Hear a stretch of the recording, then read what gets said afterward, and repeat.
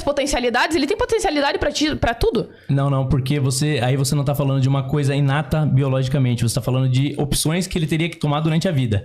O fato que a gente tá falando aqui ele vai se tornar um ser humano ou não? Vai, a menos que você impeça. Não, ele não pode se tornar qualquer outra coisa que um ser humano. Ele pode não se tornar um presidente, mas um ser humano, com certeza, ele vai se tornar. São coisas completamente distintas, eu nem entendo qual a conexão que você quer fazer com isso. Sinceramente. A conexão é que potencialidade não significa necessariamente direito, merecedor de direitos. Por que não? Acabei de dizer. Ele já é um ser humano. Respondi inúmeras vezes. Se eu encontro uma célula em Marte hoje, vai ser a prova definitiva pra ciência de que existe vida fora do outro planeta. Agora, se eu encontro uma vida num ser humano dentro de uma mulher, você vai dizer que aquilo ali não é uma vida, que aquilo ali não é detentor de direitos? Eu não disse que não é uma vida. Eu sei que é uma vida. Eu reconheço enquanto vida. E é esse outro joguinho retórico que vocês costumam fazer. Vamos. De dizer que eu não reconheço enquanto vida, que é um método contraceptivo, tanto quanto o uso de camisinha. Não é nada disso que eu tô falando. Inclusive, eu reconheço que tem valor... Quais os casos que são válidos pra você o aborto? Todos até a 12ª semana. Todos? Todos. Então, é como se fosse um método contraceptivo. Se a pessoa engravidou, ela aborta. É simples. Não, existem outros... Ela não precisa lidar com os problemas. Existem inúmeros outros Muito modos de lidar com isso. Exceto que tu entenda que filho é um castigo. Tu acabou de dizer que é um problema? A morte, pra muitas mulheres, é um problema e essa é a justificativa que usam pra abortar. As justificativas, elas não são a mulher meras. Fala que não tem condição, vai lá e aborta. Então tu acha que não tem condições? Tanto faz. Não, eu não acho. É isso que vocês defendem. É irrelevante. Eu acho que a pessoa tem que assumir a responsabilidade independente do que seja. Eu acho que um bebê, a partir do momento que ele é concebido, ele deve ser protegido. Matar não pode ser uma alternativa. Matar é a forma mais fácil de resolver qualquer problema. Você quer resolver o problema da fome do mundo? Mata todo mundo que passa fome. Por que a gente não mata? Porque é uma solução moralmente inaceitável. Nossa, o que você defende aqui é o absurdo. É um absurdo. Essa tua comparação não tem equivalência nenhuma. Logicamente, é exatamente isso.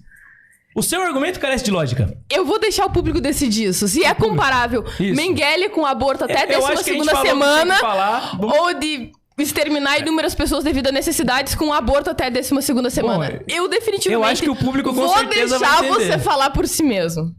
Meus queridos, o debate começou pegando fogo aqui. Já estamos com 1.350 pessoas ao vivo. Quero pedir pra galera deixar o like. Lembrando que a gente vai ler todas as perguntas aí, os comentários no final, de quem mandar aí via superchat. O negócio começou pegando fogo aqui, Alexandre. Maravilhoso. É isso. Deu algum comentário que você gostaria de fazer? Eu tenho uma pergunta pro Lucas. Lucas, você é a favor de um controle de natalidade dado ao caos que a gente vive no país? De tanta gente passando fome? Controle de natalidade para resolver a fome? Não, um controle prévio de natalidade. Não um aborto, né? Não. Tá. Pelo amor de Deus. Com métodos conceptivos. Não, métodos conceptivos. Você é a favor de um controle de natalidade no país? Eu não sou... Eu sei que alguns católicos, eles têm uma visão de que você não deve ter métodos contraceptivos. Eu já não tenho essa visão. Eu acho que se a pessoa pudesse se planejar, é melhor que ela se planeje do que ela tenha um filho e depois não tenha condições de lidar e de dar uma vida digna para esse filho. Então, eu acho que a pessoa tem que ser responsável e tem que se planejar sim. Então, se Deus quiser, um dia você vier ocupar um cargo público, eu faço votos disso, você então implementaria um programa bastante extenso a qualquer mãe para se promover nesse programa e ter aí o seu controle de natalidade feito de maneira adequada, evitando assim o aborto. Eu acho que sobre o corpo da própria mulher, ela tem o direito de fazer o que ela bem entender. Se ela quiser abrir mão de ter filhos lá na frente, se ela quiser fazer uma laqueadura, algo do tipo, é o direito dela. Tá. O meu problema é quando a mãe coloca a própria liberdade acima da vida de outro ser humano. Entendi. Obrigado. Lucas, eu tenho uma pergunta, só... Só pra saber, tá entrando na sua vez de perguntar. Qual que é o outro tema agora? Só pra... Podemos falar sobre feminismo? Podemos. Então... Aliás, não, essa era a tua pergunta, eu acho. Eu perguntei a primeira. Ele já perguntou. Você falou até primeiras damas, você fez a piadinha. Sim, ok. Tá, então vamos falar sobre educação sexual nas escolas. Tá? Então, o que tu entende enquanto educação sexual nas escolas? E eu gostaria que tu apresentasse algumas evidências que comprovassem ou que sugerissem algum tipo de consequência negativa na sociedade. Primeiro que eu não gosto muito do termo educação sexual. Eu entendo que ele é usado de uma forma genérica para se tratar de todo tipo de educação que você dá para criança em termos de sexualidade, mas eu acho que o termo mais adequado deveria ser educação protetiva. Que uma criança, ela deve ser educada desde cedo que um adulto não pode ter contato com determinadas partes do corpo dela. Isso deve ser ensinado, até porque muitas vezes abusos podem acontecer até dentro de casa e a criança, se ela não estiver preparada para isso, ela não vai saber como se defender disso.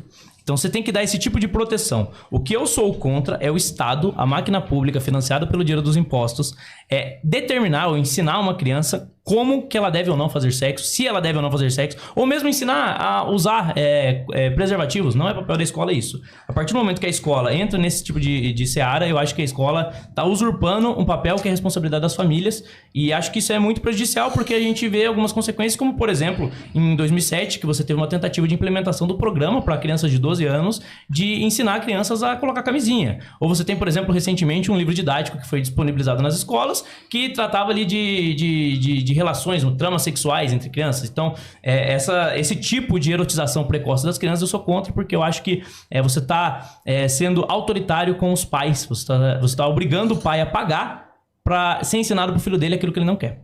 Tá bom.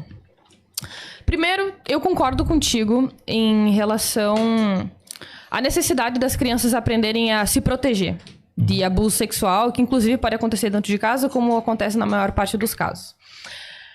Agora, a minha divergência contigo, e talvez seja uma divergência com muitas pessoas que estão assistindo, é a respeito do que deve ser ensinado, ou de que modo, ou a partir de qual ideologia. O meu posicionamento é que deve ser cientificamente, tecnicamente acurado, e não ideologicamente influenciado.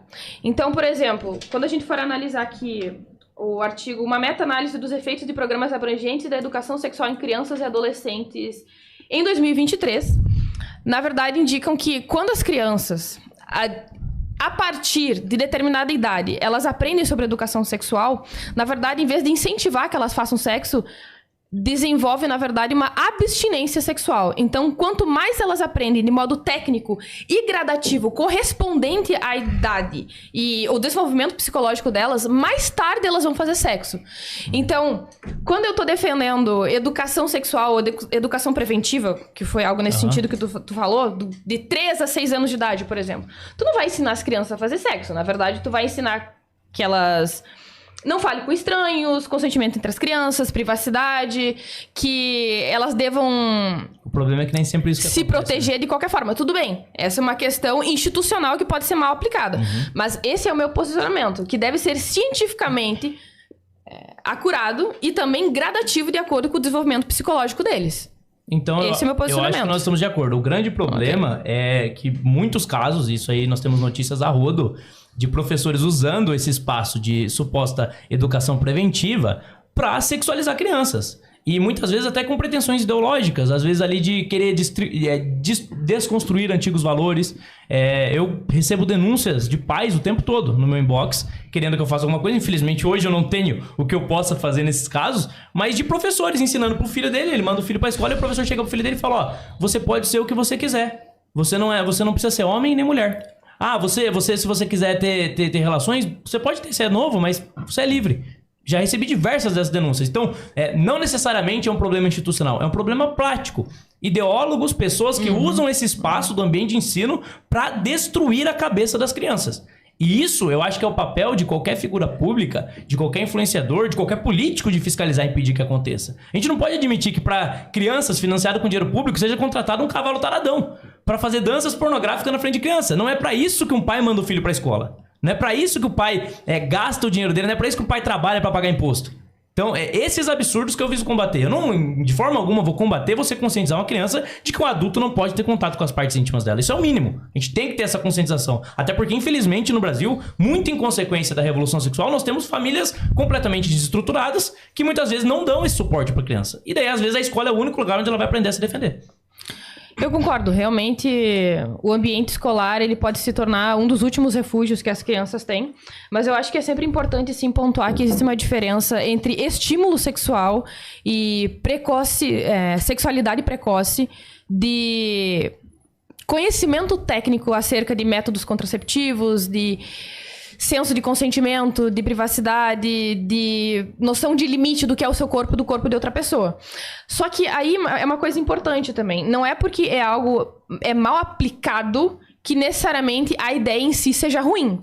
Então, existem médicos ruins, existem professores ruins, existem enfermeiros ruins. Isso não significa que a gente não possa mais ir no médico, ou ir nas escolas, ou ser tratado e atendido por uma enfermeira. Então, o problema, na verdade, ele é mais prático e é necessário algum tipo de